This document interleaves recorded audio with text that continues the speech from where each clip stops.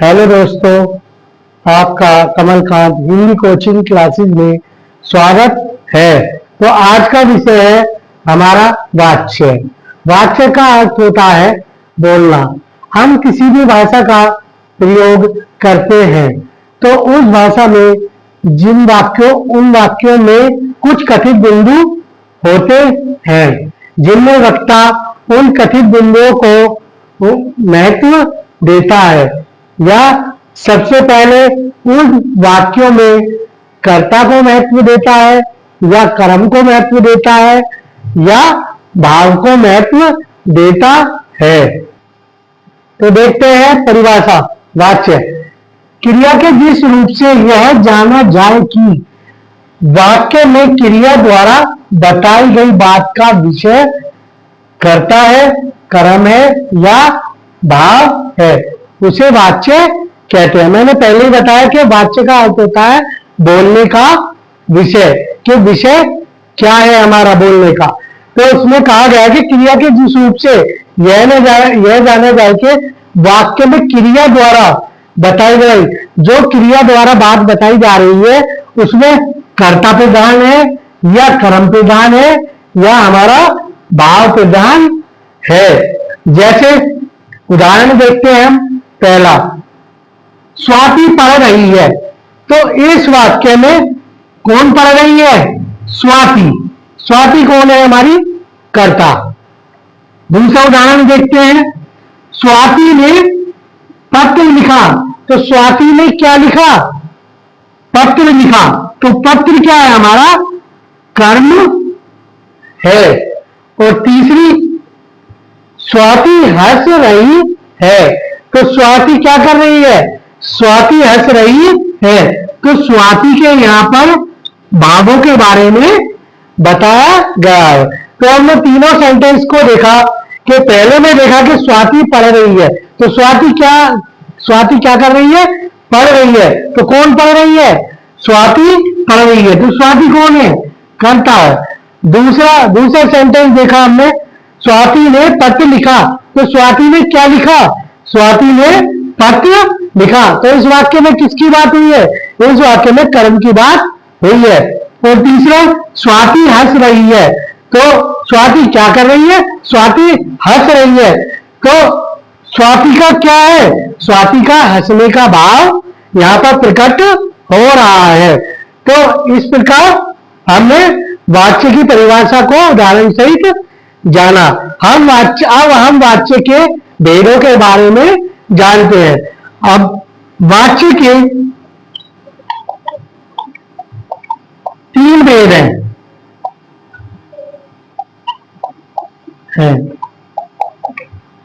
कौन कौन से?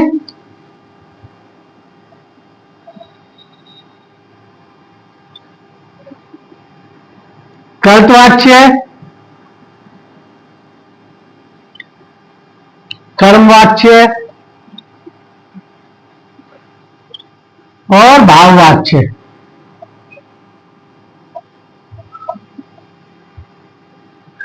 तो वाच्य के कितने भेद होते हैं? वाच्य के 3 भेद होते हैं। कौन कौन से? कर्तवाच्य, कर्मवाच्य और भाववाच्य। तो कर्तवाच्य हम थोड़ा इसके बारे में जानते हैं। कर्तवाच्य होता है जिन वाक्य में कर्ता की प्रधानता होती है या कर्ता के बारे में बात की जाती है, वो हमारे कर्तवाच्य होते हैं। जिन वाक्यों में कर्म की प्रधानता होती है या कर्म के बारे में बात की जाती है, वो हमारे कर्मवाच्य होते हैं। और तीसरे, भाववाच्य, जहां पर जिन वाक्यों में भावों के बारे में बात होती है या भावों की प्रधानता होती है, वो भाववाच्य कहलाते हैं। तो वाच्य का हम पहला भेद पढ़ते हैं, कर्तवाच्य। कर्तवाच्य कौन से वाक्य होते हैं? जिन वाक्यों में कर्ता की प्रधानता होती है या जिन वाक्यों में कर्ता के बारे में बताया जाता है, वो हमारे कर्तवाच्य कहलाते हैं। ठीक है। और उदाहरण जैसे सरिता कपड़े धोती है, ठीक है, और रीना नाचती है। अब कर्तवाच्य में क्रिया दोनों हो सकती है। सक्रिमक क्रिया भी और आक्रामक क्रिया भी।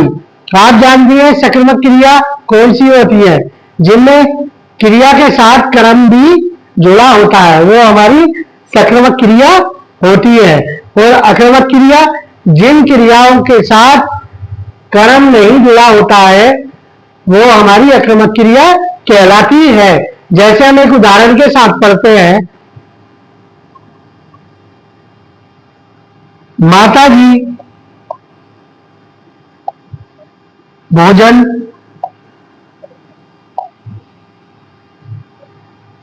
बना रही हैं, बना रही है।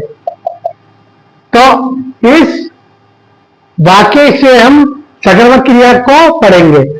माता जी भोजन बना रही है, ठीक है। तो माता जी भोजन क्या है, भोजन हमारा कर्म है, और बना रही है यह हमारी क्रिया।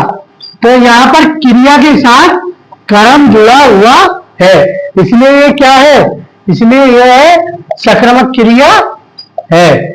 और आक्रामक क्रिया कौन सी होती है, जिस क्रिया के साथ कर्म नहीं जुड़ा होता वो हमारी आक्रामक क्रिया कहलाती है। जैसे माता जी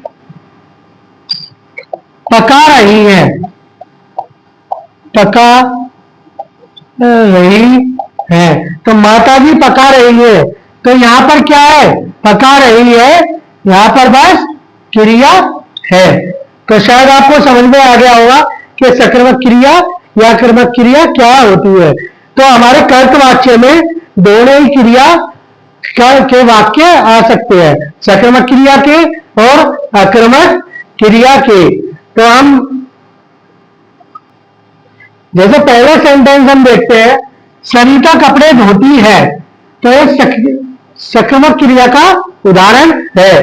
और यहां पर क्या हमारा कर्तवाच्य क्या कहता है, कर्तवाच्य कहते हैं जहां पर कर्ता की प्रधानता होती है। तो कपड़े कौन धोती है, सरिता। सरिता क्या है, हमारी कर्ता है। दूसरे में हम देखते हैं रीना नाचती है, तो कौन नाचती है, रीना नाचती है। तो यहां पर रीना क्या है, यहां पर रीना कर्ता है। अब पहले सेंटेंस में हमने देखा, अब हमने कर्ता की यहां पर पहचान कर ली है। तो हम अब देख सकते हैं कि कपड़े धोती है। तो अगर हम देखें सक्रिमक क्रिया का कैसे उदाहरण है, तो यहां देखें हम कि कपड़े, कपड़े क्या है, कपड़े हमारे कर्म हैं और धोती है हमारी क्रिया। इसी प्रकार रीना नाचती है, तो रीना क्या करती है, नाचती है। नाचती है क्या, इसकी क्रिया है। अगर यह कर्मक क्रिया है क्योंकि इसमें कर्म नहीं है। अगर वीणा हम लिखते हैं वीणा नाच नाचती है, वीणा नाच नाचती है। अगर हम ये लिखते कि वीणा नाच नाचती है, तो नाच क्या हो जाता, नाच हमारा कर्म हो जाता, ठीक है। तो यहाँ सक्रिमक क्रिया का उदाहरण ये हो जाता। पर यहाँ पर क्या है, यहाँ पर नाच नहीं है, इसलिए यहाँ पर आक्रामक क्रिया का उदाहरण है। तो अब देखते हैं हम कर्तवाच्य वाक्यों की पहचान कैसे होती है। जैसे हम पहला पॉइंट देखते हैं, कर्ता के साथ ने विभक्ति हो, तो कर्ता के साथ अगर ने विभक्ति आती है तो वो कर्तवाच्य होगा, कर्तवाच्य का वाक्य होगा। दूसरा, कर्ता ने विभक्ति रहित भी होता है और कर्ता ने विभक्ति रहित भी हो सकता है। जैसे अभी हमने देखा था कि सरिता कपड़े धोती है, तो यहाँ पर ले का प्रयोग नहीं हुआ है, परंतु यहाँ पर क्या है, ये हमारा कर्तवाच्य है। और जैसे हम कह सकते हैं राम ने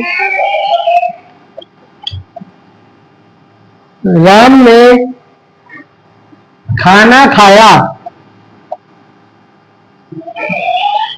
राम ने खाना खाया। तो राम ने यहाँ वाक्य में राम ने खाना खाया तो राम ने, यहाँ पर हमें दिखाई दे रहा है कि राम ने, राम के साथ कर्ता के साथ ने विभक्ति आ गई है, इसलिए यहाँ पर क्या है, यहाँ पर कर्तवाच्य है। पहले हमने कर्तवाच्य के बारे में पढ़ा था, जहां कर्ता की प्रधानता होती है या जहां कर्ता के बारे में बताया जाता है वो हमारे कर्तवाच्य कहलाते हैं। अगला है कर्मवाच्य। जिन वाक्यों में कर्म की प्रधानता होती है या जिन वाक्यों में कर्म के बारे में बात होती है वह कर्मवाच्य कहलाता है। कर्म की प्रमुखता के कारण या तो कर्ता का लोप हो जाता है या कर्ता के बाद से या द्वारा का प्रयोग होता है। मतलब कहने का मतलब यह है, जब कर्म की बात होती है, जब कर्म को हम प्रथम स्थान पर रखते हैं, मुख्य स्थान पर रखते हैं, तो कर्ता का लोप, कर्ता उसमें छिप जाता है।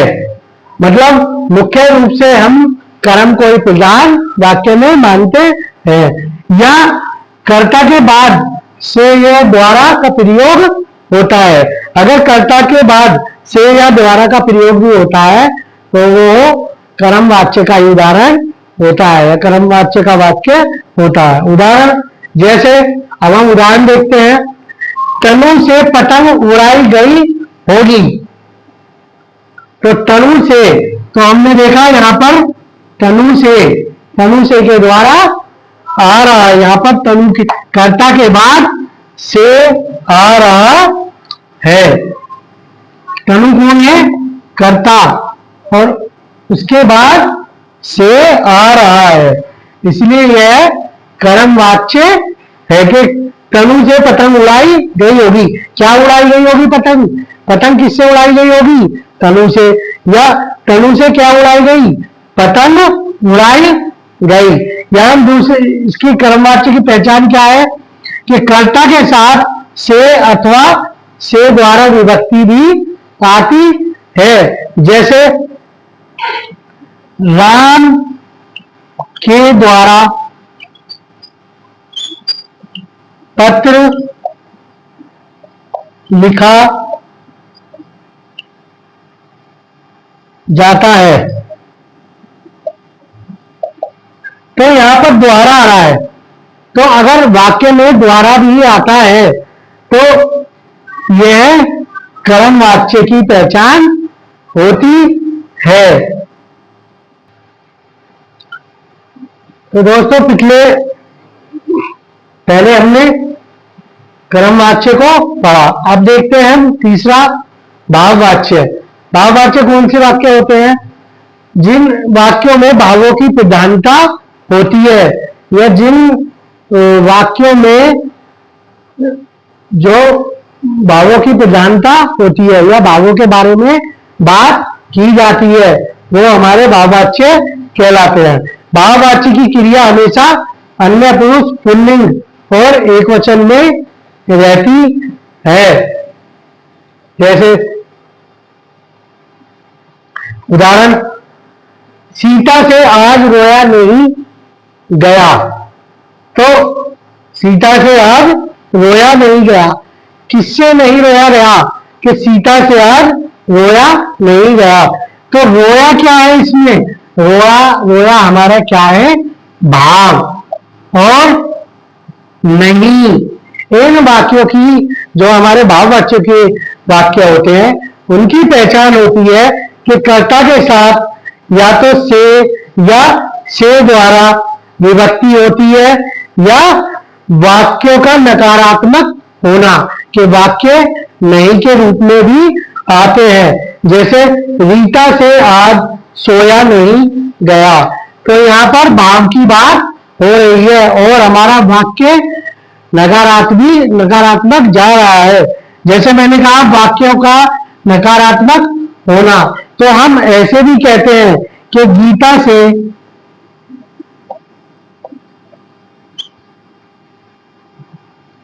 से चला नहीं जाता। तो गीता से चला नहीं जाता। तो यहाँ पर आपको दिखाई दे रहा होगा वाक्य में नहीं का प्रयोग हो रहा है, नकारात्मक का प्रयोग हो रहा है। ठीक है, इसलिए यहाँ पर ये क्या है, यहाँ पर भाववाच्य है। तो अब तक हमने कर्तवाच्य, क्रमवाच्य और भाववाच्य के बारे में पढ़ा था। तो आपकी परीक्षा में पूछा जाता है कि कर्तवाच्य को क्रमवाच्य में बदलो, या क्रमवाच्य को भाववाच्य में बदलो, या भाववाच्य को कर्तवाच्य में बदलो। तो हमने देखा, हम एक वाक्य लेते हैं, राम ने पुस्तक पढ़ी। तो ये किसका उदाहरण है, राम ने किसने पुस्तक पढ़ी, ये कर्तवाच्य का उदाहरण है, क्योंकि कर्ता के बारे में यहां बात हो रही है, इसमें ने विभक्ति भी आ रही है, तो ये कर्तवाच्य का उदाहरण है। अब राम ने पुस्तक पढ़ी, अब इसको हमें कर्मवाच्य में चेंज करना है। तो कर्मवाच्य क्या कहता है, हमारा कर्मवाच्य की परिभाषा कहती है हमारी, जहां कर्म, जिन वाक्यों में कर्म की प्रधानता होती है या कर्म के बारे में बताया जाता है, वो हमारे कर्मवाच्य होते हैं। तो इसे मैंने बताया था आपको कि के द्वारा भी इसमें हम चेंज कर सकते हैं। तो राम के द्वारा पुस्तक पढ़ी जाती है। तो के द्वारा, ठीक है, राम के द्वारा पुस्तक पढ़ी जाती है। यहां पर आपको द्वारा दिखाई दे रहा होगा, तो ये किसका उदाहरण है, ये हमारा कर्मवाच्य का उदाहरण है। अब इसी वाक्य को अगर हम भाववाच्य में चेंज करें, तो राम के द्वारा पुस्तक नहीं पढ़ी जाती है, नहीं पढ़ी जाती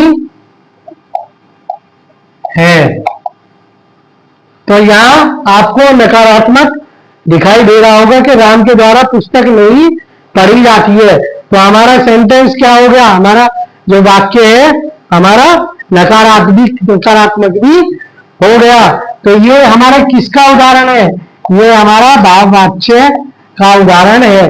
जैसे हम इसमें बता सकते हैं भाववाच्य कि बच्चे से रोया नहीं जाता, बच्चे से हंसा नहीं जाता, सीता से खेला नहीं जाता।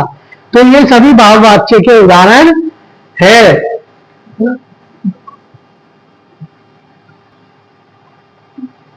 अगर यह कक्षा वाच्य की आपको समझ आई हो और अच्छी लगी हो, तो आप इसे लाइक कीजिए, शेयर कीजिए और सब्सक्राइब कीजिए। धन्यवाद।